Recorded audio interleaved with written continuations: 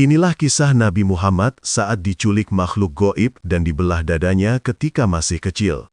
Dahulu, tidak ada seorang nabi pun yang terlepas dari cobaan ujian, tetesan air mata, dan musibah yang menyedihkan.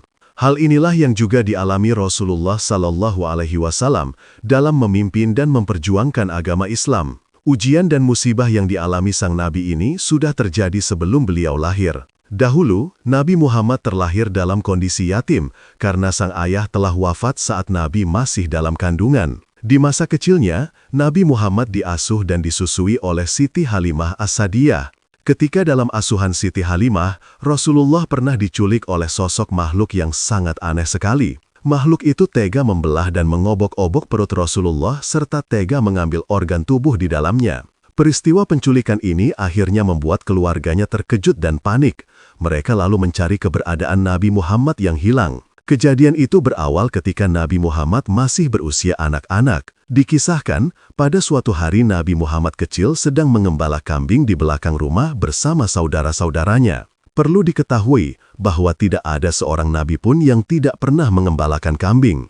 Hal ini pun sama halnya dengan Nabi Muhammad SAW. Ketika sedang mengembalakan kambing, tiba-tiba datanglah dua sosok makhluk aneh yang berkostum pakaian warna putih menghampiri Rasulullah SAW. Kemudian, kedua makhluk itu mengambil Rasulullah itu. Kejadian aneh ini sontak membuat teman-teman serta saudaranya berlarian dan melaporkannya kepada Ibunda Siti Halimah dan keluarga. Setelah itu, maka dilakukanlah tindakan pencarian. Kedua makhluk yang mengambil Rasulullah itu ternyata adalah malaikat.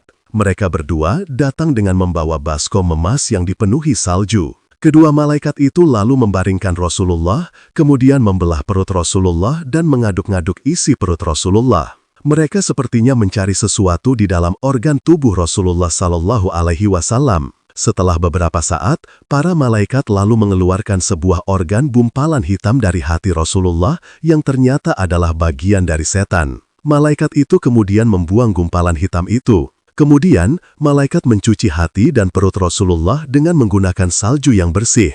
Ada pula yang mengatakan menggunakan air Zam-Zam. Ternyata, para malaikat ini diutus Allah untuk membersihkan jiwa Rasulullah SAW, sehingga beliau kelak menjadi manusia yang suci batin dan zahirnya. Setelah kejadian itu, akhirnya Siti Halimah dan sang suami berhasil menemukan Rasulullah dalam kondisi berdiri dengan wajah pucat, namun tidak terjadi apa-apa. Orang tua angkat Rasulullah itu khawatir jika Rasulullah sedang sakit. Mereka lalu berencana memulangkan Rasulullah kepada ibu kandungnya disebabkan Rasulullah kerap menghilang.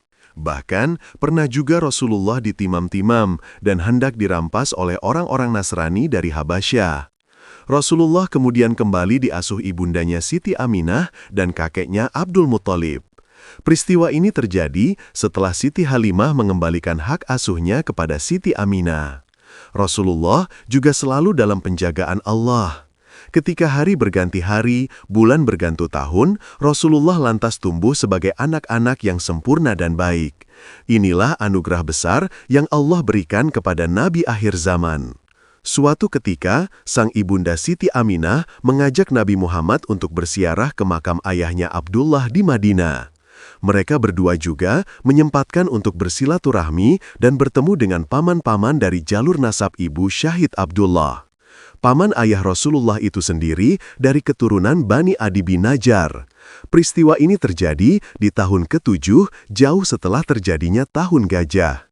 Namun, ketika perjalanan pulang kembali ke Mekah, ibunda Rasulullah mengalami sakit-sakitan yang cukup parah.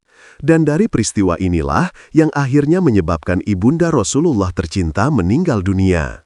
Begitu malam dan sedihnya Rasulullah ditinggal wafat oleh orang-orang tercintanya.